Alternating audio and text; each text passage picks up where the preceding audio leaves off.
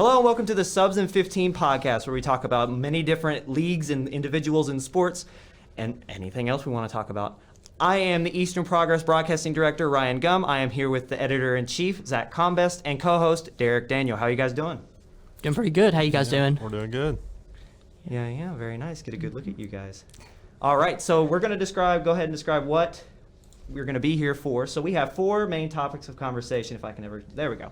Four main topics of conversation. We have college hoops, specifically in the state of Kentucky. We'll move on to one of three of the biggest major leagues in America, so the MLB, the NFL, and the NBA. Today we will start with college hoops and move on to the NBA and so on and so forth, the NFL.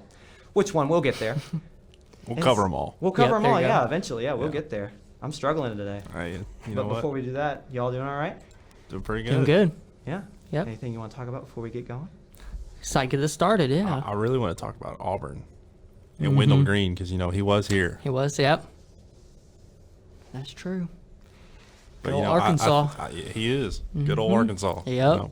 But I think we're going to start off with Kentucky, right? Yes, we are. But before we get started, I want to talk about a quick caveat that we have with every show. So the reason we are called Subs and 15 is because with each subject matter and each of the biggest news in each, we will have 15 minutes to discuss, share news, whatever we want to talk about. So after 15 minutes, you will hear a buzzer. And then after that, we'll move on to the next topic of discussion. And with that, we'll go ahead and start the clock. Let me pull it up here real quick. If I can ever get to it. There it is. All right, and with the clock starting, we are moving on to college basketball, starting with the UK men's and women's who traveled to South Carolina yesterday, as we're recording on Wednesday. What happened, Zach? Yeah, so UK men's, they played South Carolina. The women's are actually playing tomorrow, so they still have a little bit of time to prepare, but Cats got a W there, 86-76. Derek, I know you're a UK fan. I am. I'm not, though, so That's okay. What'd you see for that game? I really like how the Cats played. They really can go out, and they've really shown how they can win in so many different ways. That gritty win at Alabama on this past Saturday, to where they can score a high amount, against South Carolina, and that's really led by the Naismith Player of the Year candidate Oscar Tshiebwe. He's scoring double figures. He's averaging double-double. Yeah. Which I don't really think anyone's done that in the college season in a long time, especially not in Kentucky. That's Ryan, true. I know you're a UK fan. What did you see? Well, we just look like a complete team. Like South Carolina is one of those kind of tweeners. We always have trouble anytime we travel down there because their fan base, they're always raucous. Coach Frank Martin is a great coach. He's been there for a long time. Granted, these last few years, he's not been at his usual standard, but like with COVID and stuff, especially at kind of like I don't want to call them a mid-tier SEC basketball school, but that's around where they are every year. Like not that long ago, they were in the Final Four. So like this is still a program that when you play them, especially with the caliber that Kentucky's always at, they're going to give you their best shot. Their home court is always going to be difficult to play at. So like, I think that's what we saw in the game last night. But in reflection of that, in that tough position, being on the road with a team that has nothing to lose, with a great coach, with some talent, I think you got to see just the overall balance this Kentucky team has. Their star, like you just said, Oscar Tshiebwe is right now the front runner for the Naismith Award. Then you've got guys like Severe, Ty, who can switch and kind of interchange at point guard. They can get their own bucket. Severe especially he finds the open man. And then it's just the depth of their bench. Like even if we are hurt or as you saw Ty go down a few times this year, even when he as one of our top three players went down, yes, we lost some of those games, but we were super competitive. It wasn't like we just UK rolled over. It wasn't like UK just laid down. So, and I say we for all Kentucky colleges. I'm not just saying that because I'm a UK fan. I go to regardless, Kentucky D1 schools. That's us. So yeah, that was kind of what I took away from the game. Like right now, I think we're listed as a 2 seed in bracketology. I feel like if we can play like we've been playing, we are on a 6-game win streak. I think it's 5. 5. If UK continues to play at the level that they're at, stay healthy with their depth, I don't see, especially with the Auburn loss, like you brought up earlier in the show, I don't see a reason why, if things go this way, Kentucky can't jump to that one line. Right. I will say, bringing up Auburn, I am really scared of Arkansas now. They at home, they are a tough team. And, they have a really great coach. I'm sure it's all over the nation right now. He got shirtless and ran around the court with his team after they won. Right. So any coach that can do that, I will fight for that coach no matter if he's my team or not. I remember watching Musselman at Nevada, and he was always so much fun. Like after every win, he's running into the locker room. Like here at EKU, we have A-Dub, Coach A-Dub, and they're cut from the same cloth.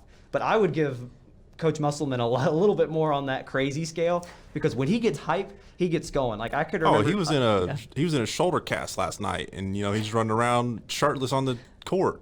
Yeah. I mean, I don't understand how you're running around without you got a cast on, and you're just running around the court with couple thousand fans, covering you. Yeah, I mean, That's crazy. he posted a picture on Twitter after that with the police force that were helping secure the game in that shoulder cast.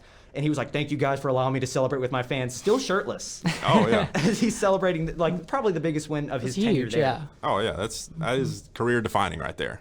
Yeah, for sure. But, the Cats, they need to watch out for the injuries, though, because Jacob Toppin went down with his injury, 8 minutes into the game.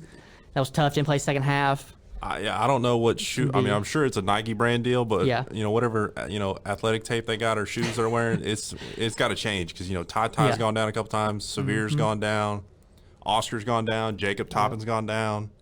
Yep. Something's not right there. No, you're right. I feel like the biggest issue, if we were to have an injury, right?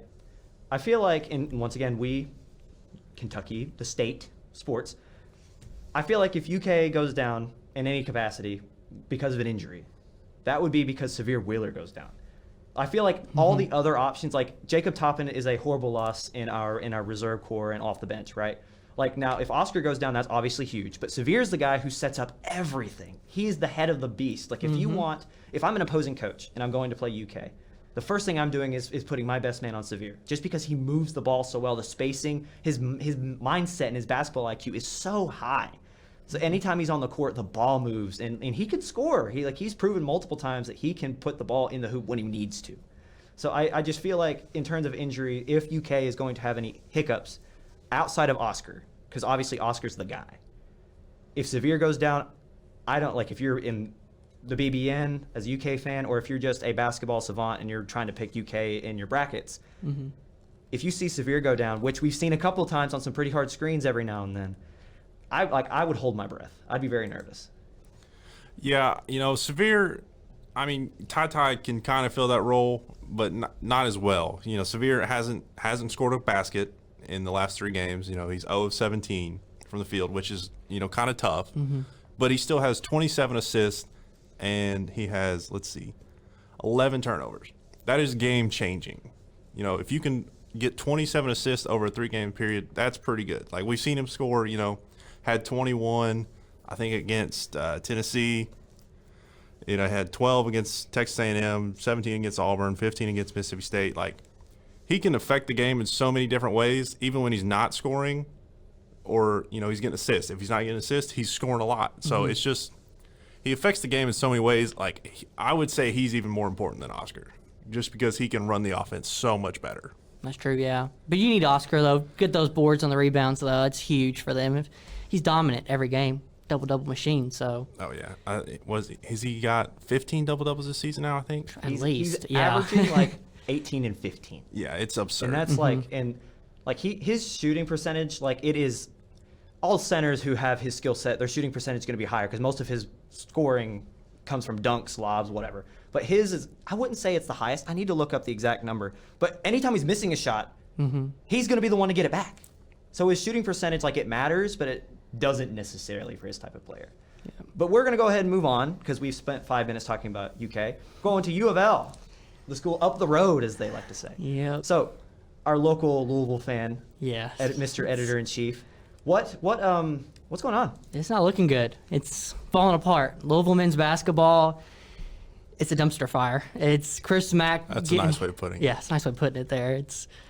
It's pretty bad, though. With Chris Mack leaving, it was kind of sad seeing him go because, he did so well with the program to start out. But then this past year especially has just been awful. I mean, the team has not been connected together. Starting the season, they did okay, but now being 11 and 12, 5-game losing streak, it was rough. Got suspended earlier on this season for 6 games because of NCAA issues again. They're still dealing with that. It's still a dark cloud after all that stuff that happened years ago. But it's not looking good, especially ACC play. I mean, you got Duke, North Carolina. These teams, you're struggling. You say that, Duke and I think Notre Dame are your front runners. But, like, once you get past those two, I really think, you have a significant drop-off. It's where, like, Louisville may not be having the best year, but they can fill that void, and maybe get on a little hot streak. Yeah. I know they only have one player. Let's see here. Malik Williams, he's averaging a double-double, or not a double-double, but he's averaging in double figures point scoring. And he's the only one on the team that, seems to be like their scorer. That's true, yeah. So, I mean, you being a Louisville fan, do they have another go-to guy? Or is it just Malik? Not really. Malik is the one, but the problem is Malik has been suspended for the past 1 or 2 games because of issues he's had with the new interim coach, Mike Pegues. There was rumors that they got in an altercation during a practice. Pretty much just not following the rules. Suspended the leading scorer, so obviously that hurt automatically. But besides that, I mean, it's just a young team as well. That's another struggle. Couple of good ones here for Louisville. Samuel Williamson, he's pretty good. Besides that, Jared West is decent, but you don't really have that core of guys. You need 3 or 4 guys to be a good team, not just one sole player. And then when he's suspended, it's kind of like, well, who's going to be the next man up? And they haven't found that person yet. So that's going to be a struggle. I mean, while they're looking for a new head coach too, they got a search firm now looking for one. Rumors are it could be Kenny Payne from Kentucky. Kenny Payne would be a good one. It would be a good one. I actually disagree. You don't think so? I actually disagree, and I think a lot of Kentucky fans would agree with you that it's a bad hire. I actually do but disagree. I think it is a great hire for Louisville. See, I think so. Before I go on my tangent of why not, and I'm not even going to cut back to me, I want to hear you guys. Like, what do we? I said we. Yeah. What do we have to do, and who do we have to hire? Specifically, if it is Kenny Payne, where's this going to go? Like, well, why? I really think if you get Kenny Payne, right, and I've heard they're trying to get Dwayne Peavy as well, which would be 2 UK guys, which would, that'd be a stab in the back to UK. But for Louisville, those 2 really stay out of trouble, in my opinion. And Louisville's true. Over the past, decade or so, Louisville's really had trouble staying out of trouble, right? Yeah. And I think if you get those 2, they can put them, you might not win a title necessarily straight out the gate, like, you might want to expect. But I really think they could lay a good foundation to, like, set you on the right course. Whether Kenny Payne, if it is Kenny Payne, leads you to I really think, he's kind of like Bruce Pearl at Auburn. Bruce Pearl really built that, program from the ground up, essentially. See, I don't disagree with anything y'all are saying. Like, I feel like I do think that in terms of stability and culture, those 2, Peavy and Payne, they do bring that. But there is a difference. So you compared him to Bruce Pearl.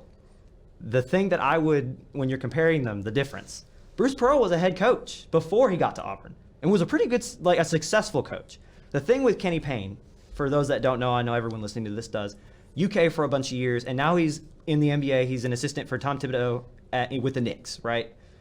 He has never been a head coach.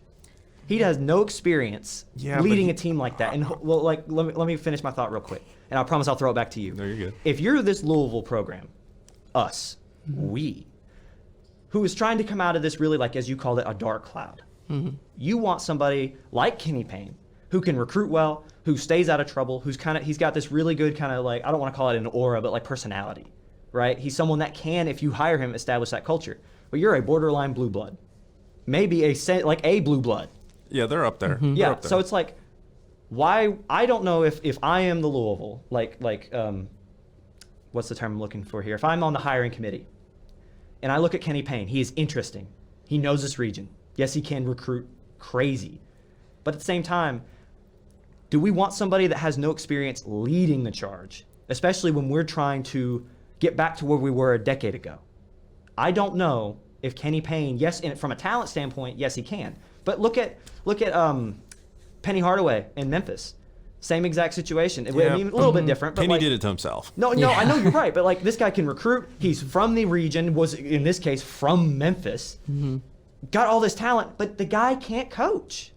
Look at their record. Like last year, I mean, like I know they were a lot better last year, but this year they had the top 1 or 2 recruit classes in this year, And they're sitting at I think they're at 11-12. Like, how is that possible in a down year for the American Conference? So I just feel like if you go with Kenny Payne, I would expect the same result.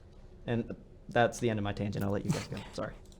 I don't agree with that. I really think, it came out last year when Kentucky had their really bad down year, right? They finished 9-16 or something awful. And everybody's like, well, you know why? Because Kenny Payne was our X's and O guys. He was the go-to coach for all your players.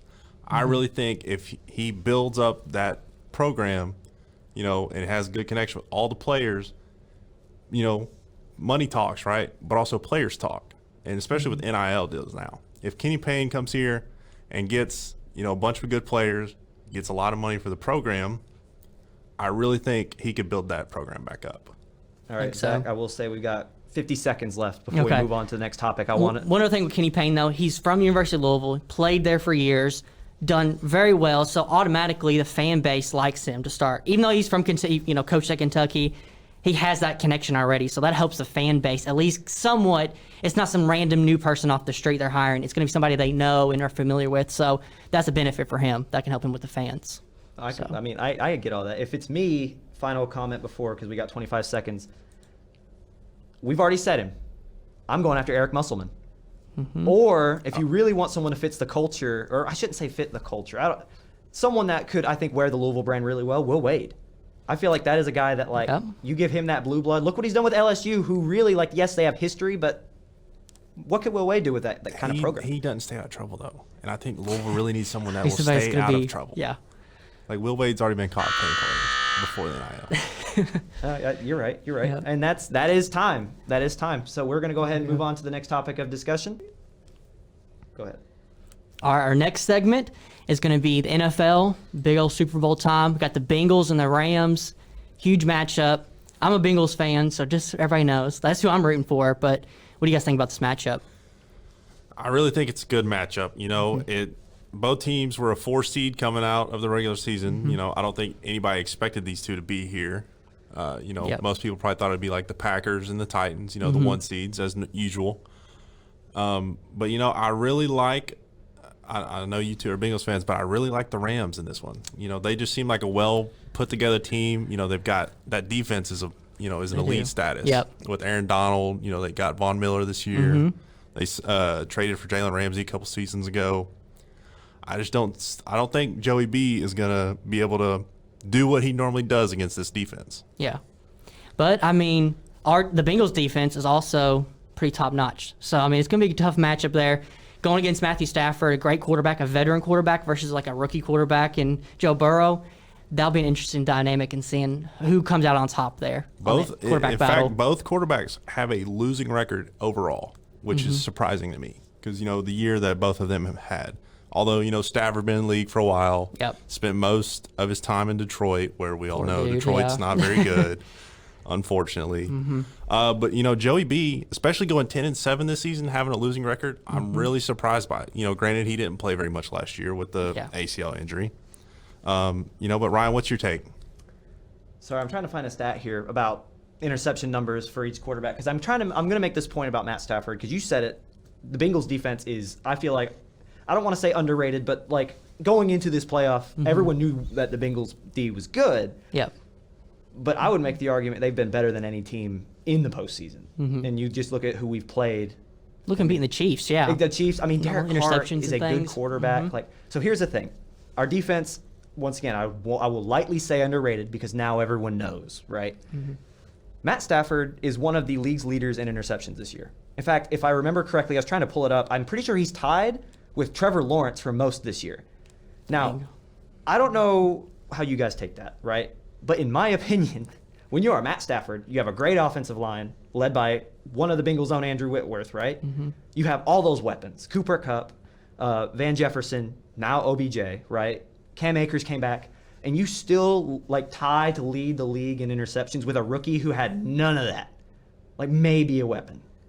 I feel like that says a lot about you. Now, I like Matt Stafford. I'm not trying to hate on him because I don't like him. I thought the trade to get him was phenomenal. But he does not handle the pressure well. Going into this game, I would have, if you just told me blindly the Rams were in it, especially after they got Von Miller, I would have said, yeah, they'll probably win. But seeing how this Bengals defense, how they operate, how they have just in every level, they have some sort of guy, how they have those playmakers. Now, they definitely, I think, have the weakest link in cornerback Eli Apple. I do think he makes his plays when he can, but that man gets cooked. The Bengals, Would you trade it for Trevon Diggs, though?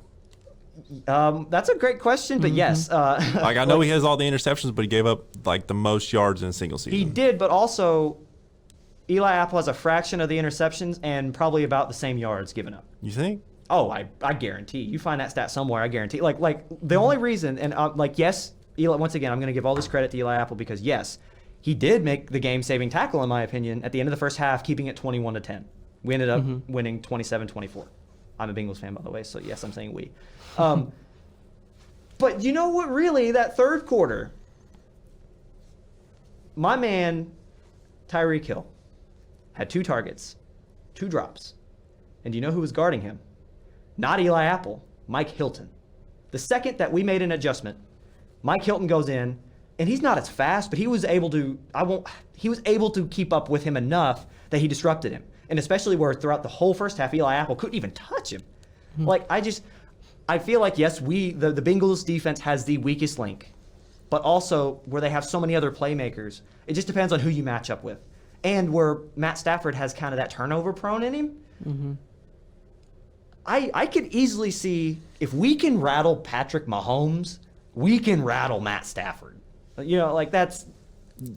My only thing is you're playing in SoFi. You're playing in Los Angeles. That's true too. You know, like you're in the Rams' own backyard. I will make this point, my rebuttal.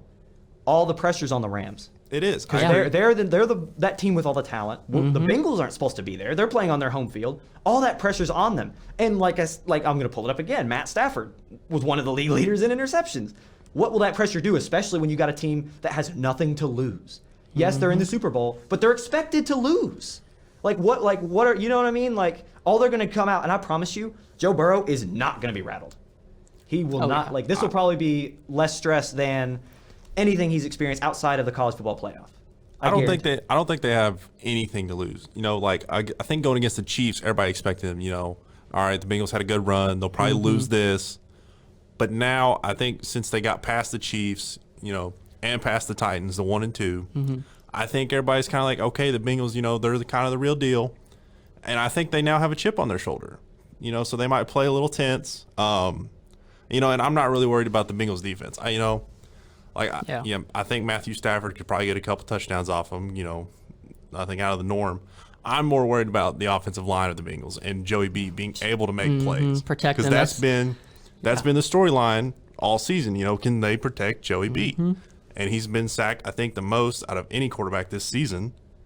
So, can they provide him enough time to even make those kind of plays that he normally would make?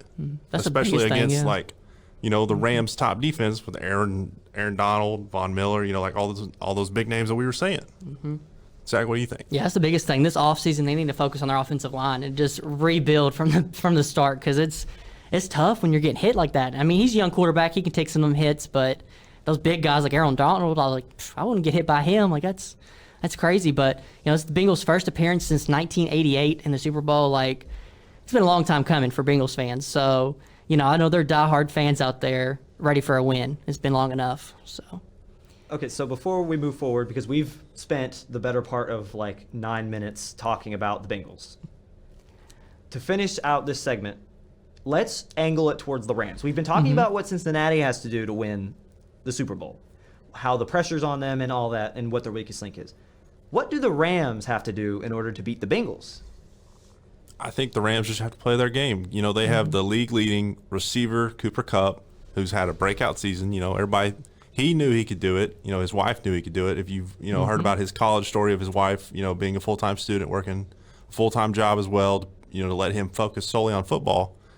I think they just let him run free. You know, with OBJ, they have that deep shot weapon. And, Cooper can, he's really good at slants. I think him and Tom Brady would have made a great duo. But, Stafford is using him as an insane weapon. They lost Robert Woods to an ACL earlier this season. Everybody thought that would be a big deal. But then they went out and got OBJ. Now they have Van Jefferson. And, in the backfield, they got Sony Michel, they got Darrell Henderson, they got lots of weapons. Don't forget about Tyler Higbee.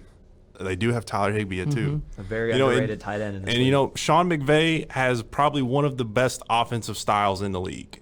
He runs that play option action a lot, which is, talked about nonstop because, it's not being done very many places. Liam Cohen just went to UK. He's trying to do that now in college. It worked out very well for UK, and it's been working out for Sean McVay for many years. However, on the flip side, Zach Taylor worked with Sean McVay. I was about to rebuttal you and throw it to Zach about how is Zach? And I'll throw this to you. I don't mean to interrupt you. No, you're good. How is Zach Taylor being in that offense, being the quarterback's coach? He had a pretty big role. How is that going to impact what the Rams do? Yeah, I mean, he has a kind of inside look of what they're going to do, so they're going to have to flip the script on him, and change it up more. So that's going to be huge for him. I've actually talked to Zach Taylor before. It was a few years ago, interviewed him, and he's a nice dude. It was his first year at the Bengals, and he is, very smart. He's X's and O kind of guy.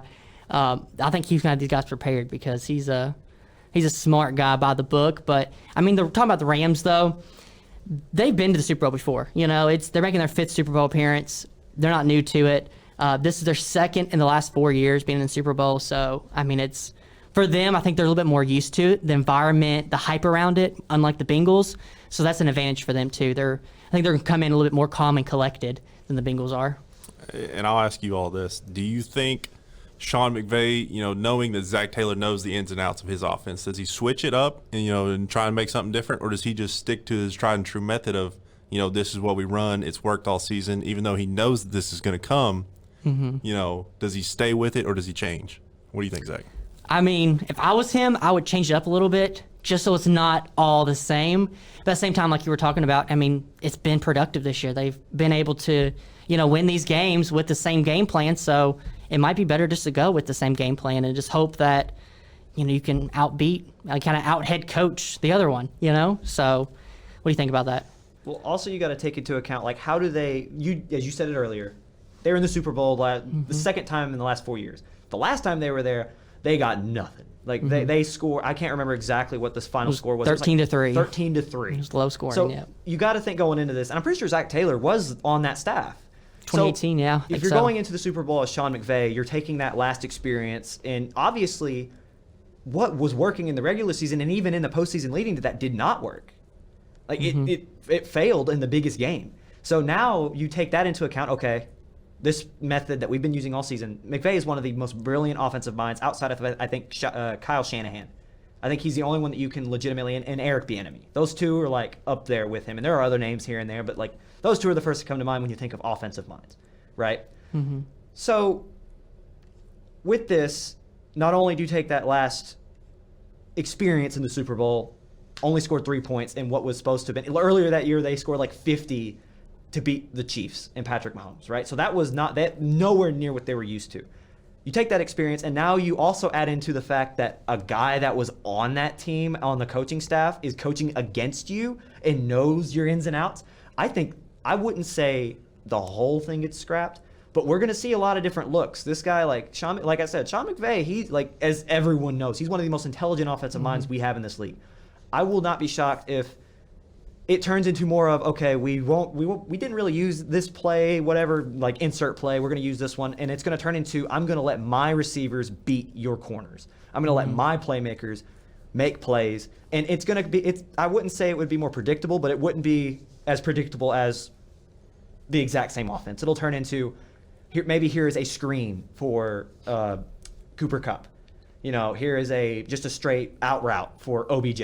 Just 50-50 ball. It'll turn into things that you see every now and then, but they're such good weapons that, if you're a coach, you're sitting there thinking, I got Matt Stafford, I have a good offensive line, I've got all these weapons, let's make them stop us. And on that note, I will throw it back to you guys. Yeah, I really, talking about Sean McVay in that previous Super Bowl, we can't forget he was going up against Bill Belichick, who is arguably probably the best defensive mind coach in the league. That Patriots defense has always been, revered as one of the, no matter who's on that team, Bill Belichick gets them in line. So and we talk about the Bengals having a chip on their shoulder, coming in. They beat the Chiefs, beat the Titans. I think the Rams have, a chip on their shoulder trying to redeem themselves from that 2018 playoff Super Bowl, where they got absolutely blanked except for a field goal. So, I think Sean McVay, I agree, he probably does change it up a little bit, but I think he stays with his tried and true method of here's what's worked. It's worked for years. We'll just stick with it. Even though Zach Taylor knows what's about to come, you're still playing the, a 50-50 coin of this is most likely what he's going to do, but what if he does something else? So you can always second guess yourself, and I think Zach Taylor does that being the first time he's been here, even though Sean McVay has been here before. So, yeah, and I think they need to continue just to aerate it too for the Rams because, Stafford has set a career record in completions this season, percentage 67%, and passing 41 touchdowns. So, just aerate it the whole time, all the whole game. So only Tom Brady threw for 43 touchdowns. So you can't go wrong.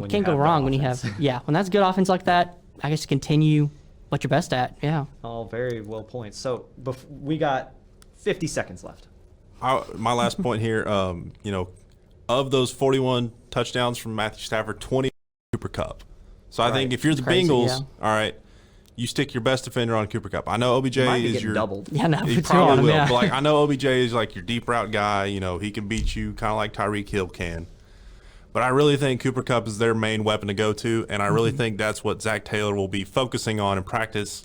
But even if you do focus on all these wide receivers, you still can't forget Sony Michel coming out of the backfield. Because Sean McVay loves that little check down, and all the screen plays. 15 seconds.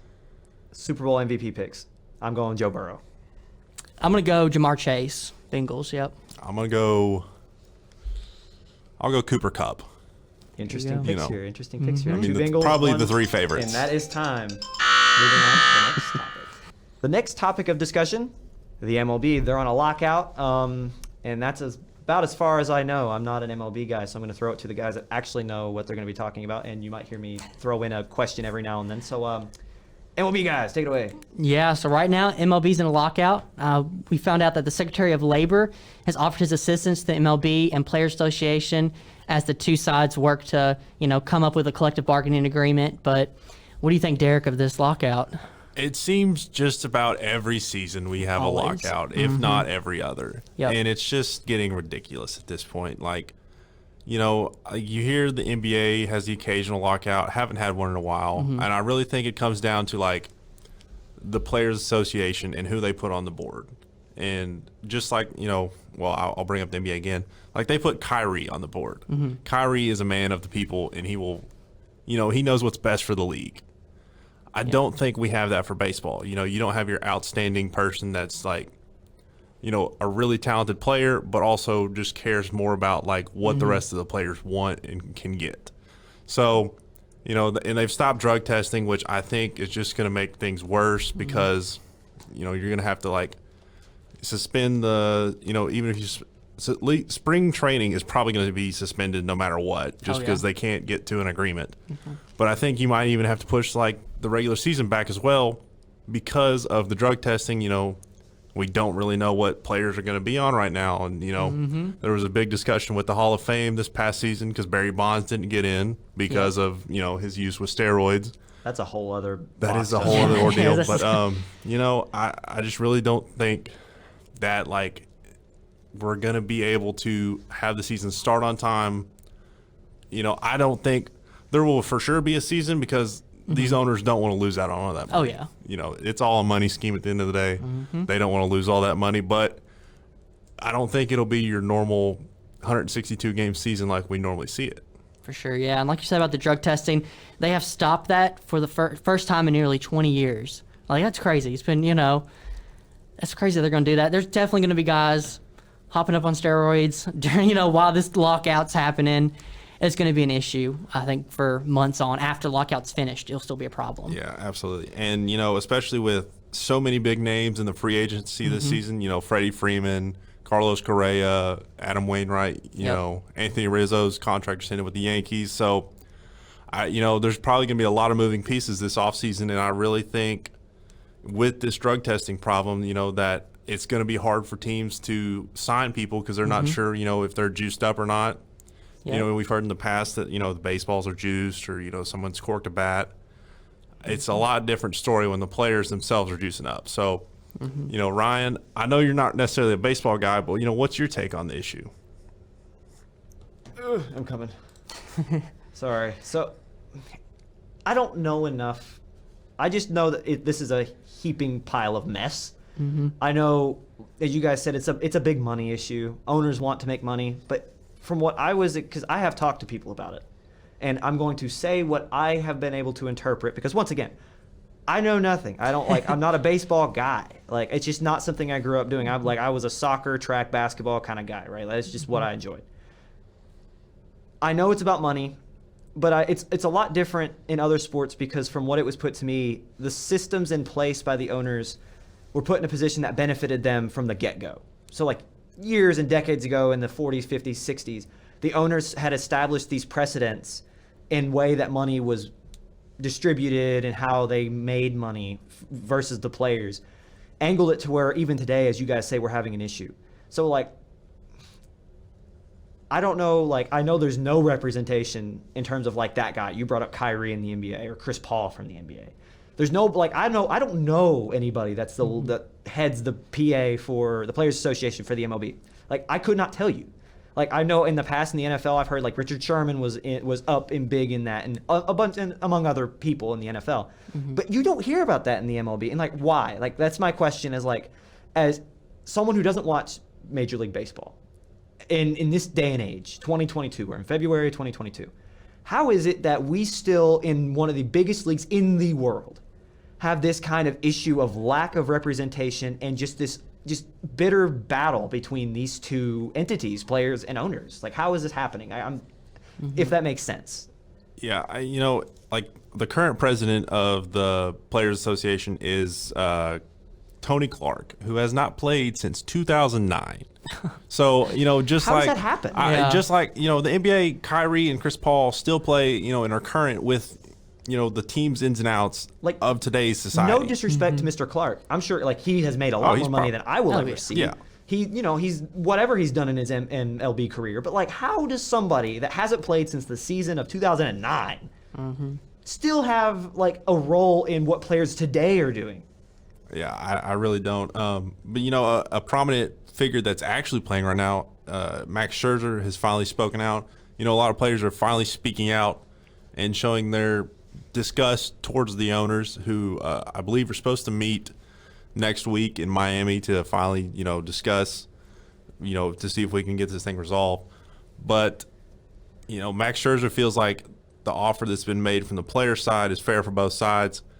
And, you don't hardly ever hear the owner side of the stories. They're not as well known in the public. Forthcoming with information. Well, yes, but also, like, they don't have the fan bases that individual players have. So I don't know if we have this pulled up, but the offer that Max Scherzer was talking about, what was in that? If there's no specifics, if we don't have it pulled up, that's right. fine. I don't have it currently, but I'm sure. I feel like at this point the players are pretty much, not asking for as much as they probably did originally, or would like, but I think they're to the point where they're like, okay, we're not going to win what we want, so why not just cut a deal and table this till probably next season, unfortunately, and just get it started and we can play. Yeah, they're just looking for a compromise, just any way they can to get out there and play some baseball. But looking at some other players, though, we talked about this a little while ago. Trevor Bauer, he has finally broke his silence. If you guys don't know who he is, he's the pitcher for the Dodgers. Broke his silence after a sex assault case dropped. So that was some big news in the offseason right now. Do you know much else, Derek, about what's going on there? I know he was suspended during the season. At first it was a week, then it was a month, then it was a couple months, then it was the year. So his case has been going on for a long time, and he unfortunately didn't get to play this season as one of the top pitchers in the league. So I know he's glad to finally be out of that kind of turmoil, and be proven innocent. Yeah. whether he was innocent or not, we don't really know. All for But the obviously, courts, the court found him innocent. But, I really think he's probably just excited to be back on the field. I know he's been working on his craft. Even though he's not allowed to play, he's probably still been in the bullpen, working, as most players are. So I really think whatever team signs him, I think his deal with the Dodgers is up. So, he is definitely one of those free agents that we were talking about that is, needs to be gotten by one of these teams. For sure. Yeah, I mean, he played for the Reds for a while, did really well there, and then, of course, the Reds, I had to trade him away. So I'm like, why are you losing the best players? Trade him away to the Dodgers, so he might come back to the Reds. You never know. Well, yeah, that seems to be a common theme with the Reds, though. Yeah. They get one really good player, and then they just kind of build them up for a couple years and then trade them away. Yep. Trade him away for, picks or random people out in the farm system. I'm like, it's probably what's going to happen with Nick Castellanos. He's got 2 years left in his deal, but he has an opt-out option. So a lot of people are expecting him to take that. And I really think, he's an outstanding outfielder. I mean, made the All-Stars this past season. So, he would really be a great addition to pretty much any team in the league. Because even if you have an outstanding outfielder, you need 3 positions in the outfield. So, any roster he gets added to, he will make them immediately better. Definitely. And talking about the Reds a little bit, I'm a Reds fan, like a Bengals fan as well, but last season the Reds did okay. I mean, 83 and 76 overall. 7th was their ranking in offensive rating. Pitching was 13th in the league. Defense is 24th. Not the best there. But this offseason, I mean, the big thing they're looking for is to find somebody for shortstop because we're struggling. I mean, we got Kyle Farmer, but he's also a catcher. So, I mean, they could use him as a catcher more than a shortstop. Yeah, if the Reds really want to make a push to have an impact in that Central Division, the Astros shortstop, Carlos Correa, his deal is currently up. And, he hasn't come out and said that he wants to, for sure stay with the Astros. So, he would definitely be a good guy to go get because he's been a proven all-star. The Astros made it to the World Series 3 out of the last 5 years. Yeah. So obviously they're doing something right. Dusty Baker has just taken over for A.J. Hinch. And, Dusty's got him going in the right direction. Another amazing free agent I think someone needs to go get is Freddy Freeman. Definitely. The Braves just won not the Super Bowl, the World Series, still in football here, but they just won the World Series. And, Freddie Freeman was a big part of that. So, having someone like Freddie at first base is an unreal talent and, far and few between. Yep. And I know the Yankees have obviously shown interest. The Yankees always spend an insane amount of money to get anybody. They went and got Anthony Rizzo last year. Yep. So I really think the Yankees will either sign Freddie or he'll stay with the Braves. I don't see him going, anywhere else just because the only reason he'd go to New York is for the money. But I know he loves Atlanta. Oh, yeah. So, if that's the case, I really think the Yankees would sign. They'd probably sign Anthony Rizzo back, or they'd go get Matt Olson from the A's. Because he's a really good first baseman, young and upcoming. And, he's a big name that talked about. Ryan, you got anything else to add on this? Honestly, I'm just enjoying listening to you guys go back and forth about this. I do have. I mean, this is such a broad overview question, and I got 2 of them. Going back to this lockout, and talk about the spring events. What are the spring training? All that's being pushed back. What are the likelihoods of this year we even have a season? Is that what? How in jeopardy is this upcoming season this summer? I mean, they'll definitely have a season. It's just like the NBA lockouts. It'll go on for some time, but they're going to have a season eventually. They won't cancel a season because of the lockout. Yeah. I just there's too much money to be made for these teams. May not necessarily need that money, but they want to have that money. Yep. Even if it's in some sort of capacity where we have like a 60-game season where we had with COVID, there will definitely be some sort of season to be had. I don't think it's just going to be out of the blue, hey, there's no baseball this season. Because I think if that's the case, the MLB loses too much viewership and, too many players probably go to different countries to play. I know Japan's got a really great and upcoming league that's starting to rival the MLB. So, if they just don't have a season, I think they just lose too much of that, stability that they've built over so many years. and I just don't see them, doing that. Zach. Yeah, I don't either. I mean, it's all about the money at the end of the day. It's a business for them, so they're definitely going to have a season. But it's just be interesting to see where these players end up at, like Freddie Freeman we were talking about. But, talking about Freeman, though, I mean, he's the face of the Braves. I don't see him going nowhere. As long as they pay him the money, that's the big thing. Pay the dude his money, keep him there for his whole career, let him retire there, and he'll be a Hall of Famer, So that's what they need to do. Yeah, I agree. And, I know you two are Reds fans. I'm an Astros fan, so I really want to keep Correa down in Houston, along with Alex Bregman and Jose Altuve. I know I really don't see him going anywhere else because I know even though winning and money are the biggest thing, that teams look at, with the scandal, I don't see many teams wanting him. Yep. Because that'll be lingering over all the heads of, former these Astro players for all their careers. I think George Springer got out right at the right time. He's now at the Blue Jays. So, not very many people tie him to the scandal, unfortunately, that happened. But we can't forget that Boston also was a part of that scandal. That's true. Their manager got suspended for a year along with A.J. Hinch, which I was really surprised that the only punishment that came was a year suspension to the manager.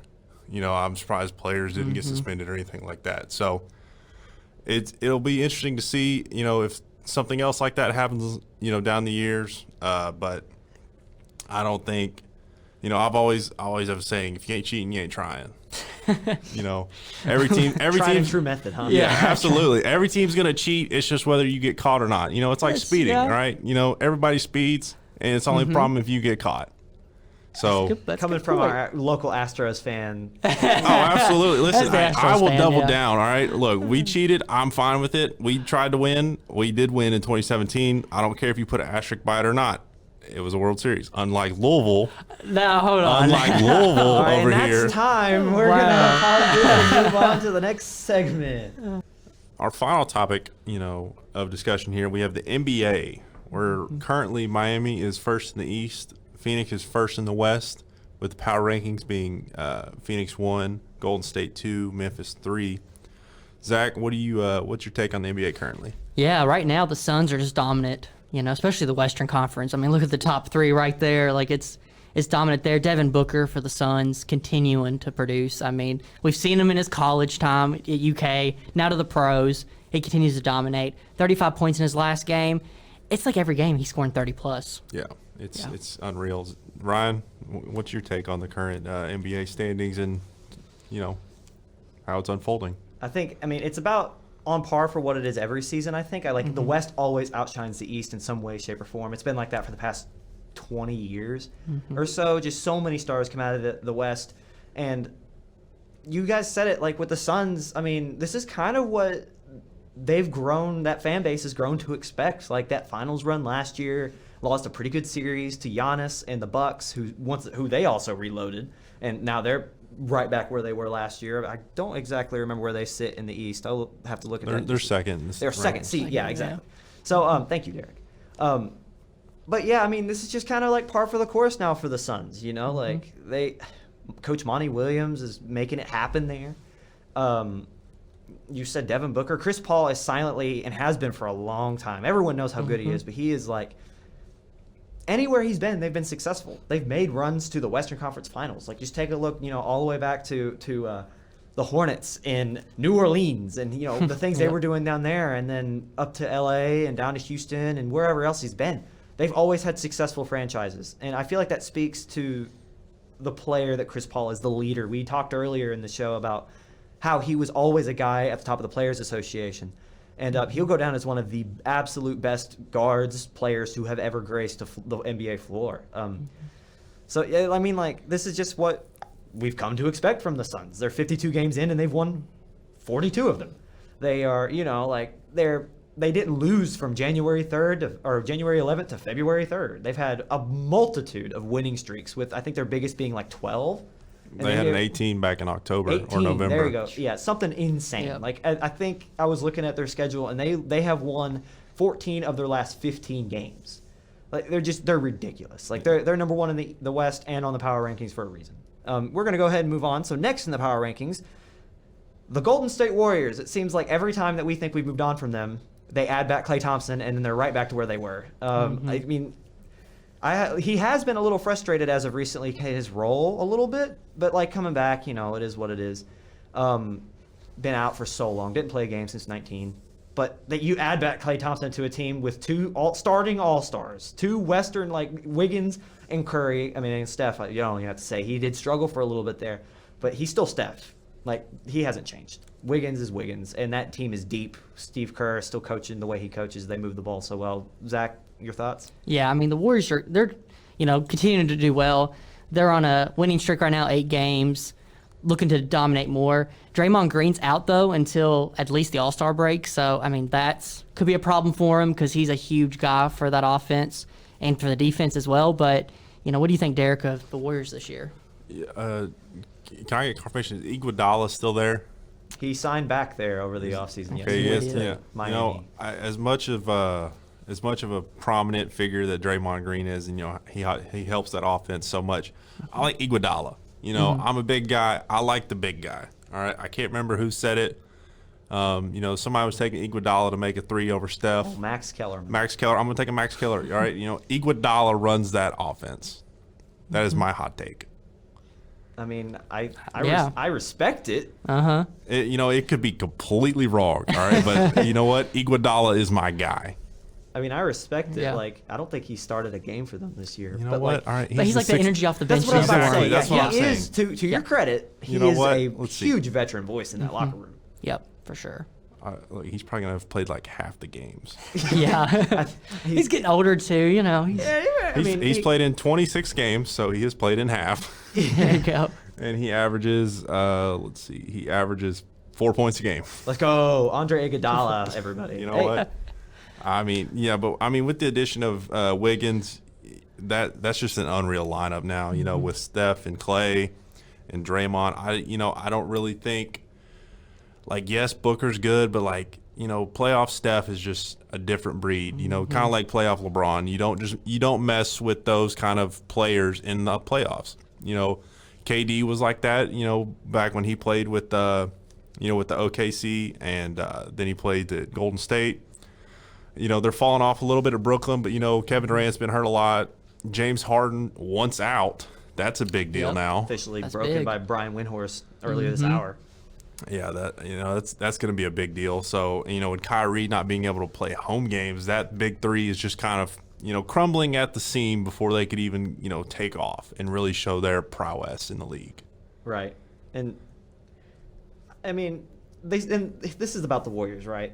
They still have, as we've listed, all those players, but buried, and he starts, but buried in the names of all their stars, they still have a youthful and potential-filled James Wiseman, who I don't know if you guys remember the amount of skill this guy has, but if he finds any sort of rhythm and becomes what he was meant, prophesized to be by NBA analysis, when he was drafted, this dynasty could last well into Steph and Klay's late 30s.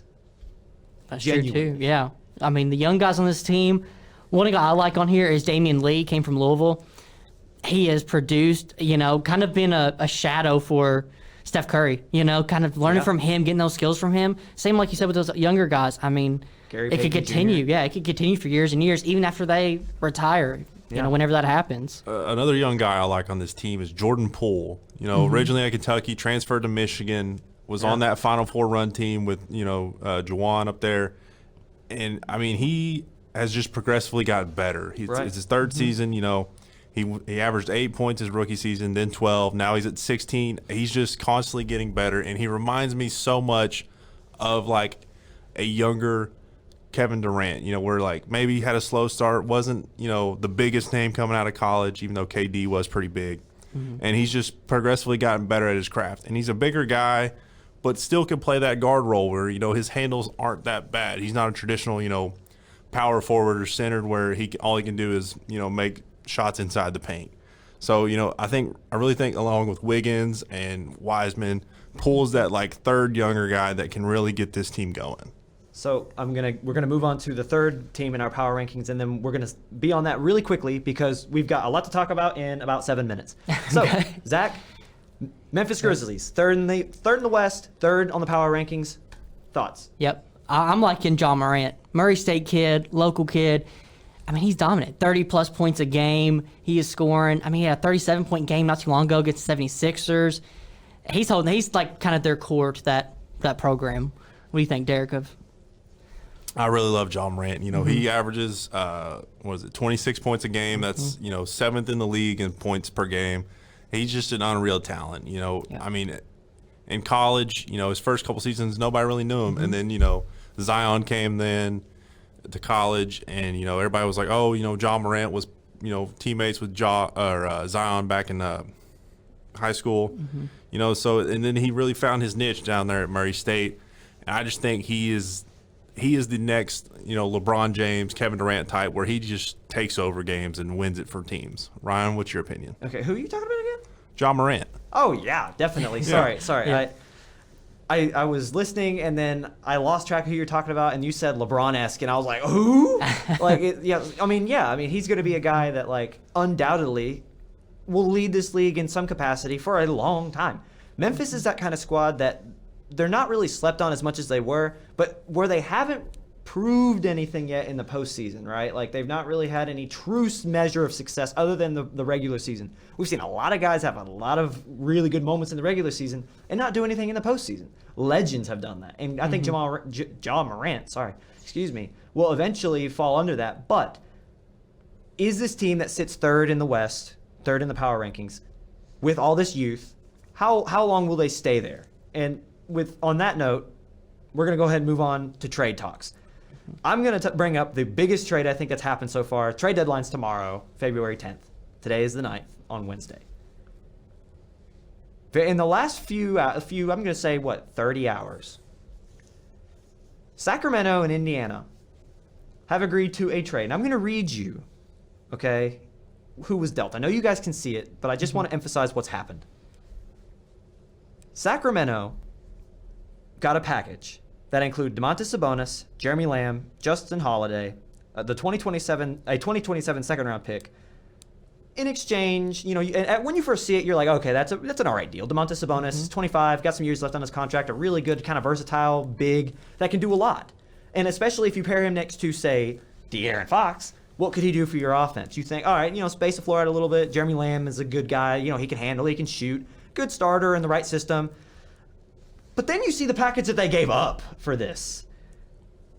Tyrese Halliburton is a guy that was drafted to be the number 2 beside De'Aaron. And there is no reason to have thought in the last however long that Sacramento believed this to be false, that he was falling off the rails, that he was a failed project.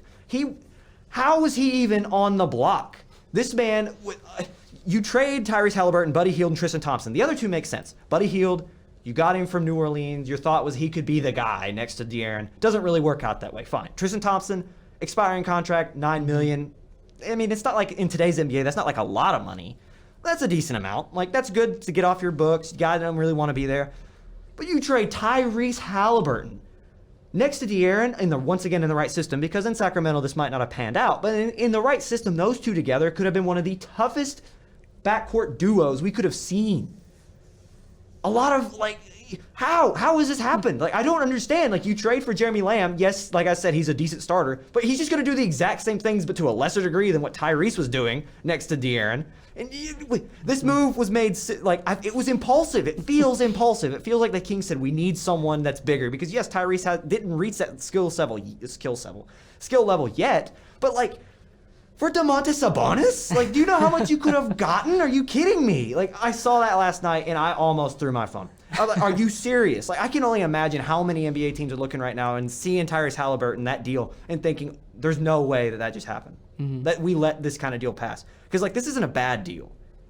But good Lord, man. It's such an impulse decision. Zach, what's your thoughts? Yeah, I think Indiana got the best deal out of that, the best side of it, because, like you were talking about, Lamb, Justin Holiday, they're good players, but they're average. They're not going to be your leaders on that team. In 3 years, they're going to be gone. Exactly. Yep.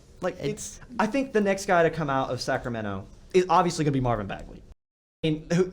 He's not going to play the 5. You really don't want to play Domantas Sabonis at the 5 unless you're playing fast, but they don't really have they don't have the requirements to play a fast type of ball. Because like right now, their starting lineup is going to be De'Aaron, Jeremy, I'm probably Harrison Barnes. And then you just traded for DeMontes, and Marvin Bagley's not going to play for you. Like he might, but like he's not going to do anything. So he's the next guy out, definitely, right? Like he has to be out. Well, what can you get for him? Because what has he done? Not a lot. Like if this franchise, they're going to have to. This put them back so many years. So many years. Well, they've been shooting themselves in the foot for years, though. So long. They have the longest drought in the NBA from the playoffs. I think it was 2001. It was the last time that they made the playoffs. And this reassures them that they missed the playoffs for probably the next 5 years. They have no coaching stability. Their front office is in shambles. It is atrocious. I don't know who to be mad at. I don't know if this is an owner thing, if the owner was like, we're doing this, or if they... Who do I need to scream at? Because this is like... Are you serious? Like for a franchise that has sucked my entire life. I am 21 years old. I have never seen Sacramento in the playoffs in my fandom. Like, have you? Nope. Like, what is this deal? Like, okay, we got a minute left. Zach, what do you want to talk about? Let's talk about James Harden. And he wants out. Where do you guys think he can end up at if he does get out of Houston or out of Brooklyn? I could see them trading him to the Lakers for Russ, because Russ obviously isn't working in LA. I don't think the Nets would do that. I think that play. He is a plague, but like he's obviously good enough to be. He can go anywhere really, because he's an unbelievable player. But I just don't.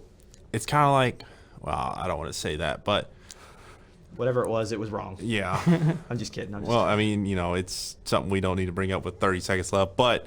I don't see him going anywhere. I think he sits in Brooklyn until his career's over, even though they just put up a deal with him, like Kyrie, kind of. I've heard a lot of Philadelphia. Yep, I've heard that too. Yep. Are they going to trade Ben Simmons for him, though?